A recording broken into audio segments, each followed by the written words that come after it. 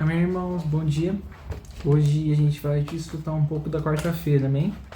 E para começar, vamos fazer a leitura do versículo de oração, que é 1 João, onde a gente vê: Não ameis o mundo, nem as coisas que há no mundo. Se alguém amar o mundo, o amor do Pai não está nele. O título da mensagem de hoje é a luta por nosso coração.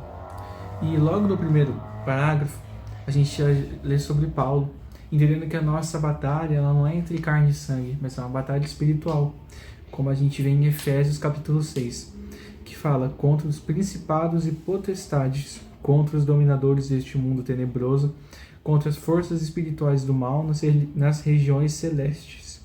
Amém? Como a gente vê em João 17,15. Não peço que os tire do mundo, e sim que os guardes do mal. Amém? A gente sabe que o mal faz parte do mundo humano hoje. O governo do homem é um governo maligno. Amém? Então a gente tem que procurar um governo celestial, um governo espiritual para a nossa vida. Como a gente vê no segundo parágrafo, onde a gente vê sobre a primeira epístola de Pedro, que paixões carnais que fazem guerra contra a alma. O mundo, a carne, ela vai estar sempre contrastando contra a nossa alma, contra o nosso viver, amém? Ou seja, a principal ferramenta que o Satanás tem contra Deus é o mundo. Ou seja, a principal ferramenta que vai nos corromper é o mundo. O mundo é maligno, amém?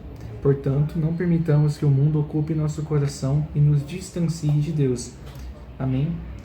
Porque o nosso coração, ele é o centro dessa disputa entre o bem e o maligno, amém?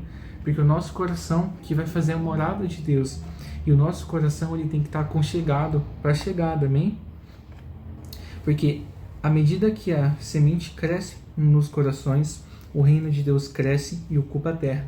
E o reino de Satanás é automaticamente expulso. Diante disso, Satanás tenta impedir que o reino de Deus se estabeleça na terra. O Senhor, ele vai se estabelecer na nossa vida como uma semente que a gente vai regando, como a gente planta, rega e vai cuidando dela. Cada dia ela vai crescendo e vai gerando mais vida, amém? Assim é também no nosso viver. A gente vai regando, a gente planta e vai regando através da palavra, até que essa planta ela floresça, amém? Ou seja, quando a gente vai à rua fazer comportagem, eu posso orar por você, a gente é usado para semear a palavra do reino, amém? No coração das pessoas. Se a palavra do reino encontra um bom coração, uma boa terra, a semente se fixará nele e crescerá. Então a gente tem que preparar o nosso coração para a gente poder receber a semente que vai preparar a boa terra, entendeu? Então a gente não pode ter nosso coração como um lugar árido, algo que não vai florescer nada. A gente está com o nosso coração espiritualmente preparado, amém? Como a gente vê sobre 4 estágios, amém? Sobre o primeiro estágio, a gente vê o momento que a gente não ouve mais a palavra, a gente não tem contato com a palavra, então a gente já não está recebendo aquele fruto, a gente já não está recebendo a palavra do Senhor, amém? Como há irmãos que dizem não ter tempo para imergir na palavra e fazer transcrição. Outros nem sequer vão às reuniões para ouvir a palavra. Desse modo, a palavra não é inculcada no coração. A semente fica inerte. Então, primeiramente, a gente tem que inculcar a palavra em nosso coração, através da reunião, da imersão diária, de um grito de guerra, de louvor. Então, a gente tem que encontrar maneiras da gente poder inculcar a palavra no nosso coração, amém? Esse é o primeiro estágio. Depois, o segundo estágio é quando a gente, por exemplo, nós vamos a uma reunião, a gente desfruta, recebe a palavra, ganha aquela alegria. Mas depois de um tempo acontece alguma tribulação ou algo de errado e a gente já acaba se desmotivando, amém? Nesse segundo estágio, recebemos a palavra com alegria, mas quando chega qualquer perseguição, desistimos de praticá-la. Portanto, aqui também não haverá fruto. A gente não está totalmente firmado. Então, qualquer vento contrário que vem, a gente acaba desistindo, amém?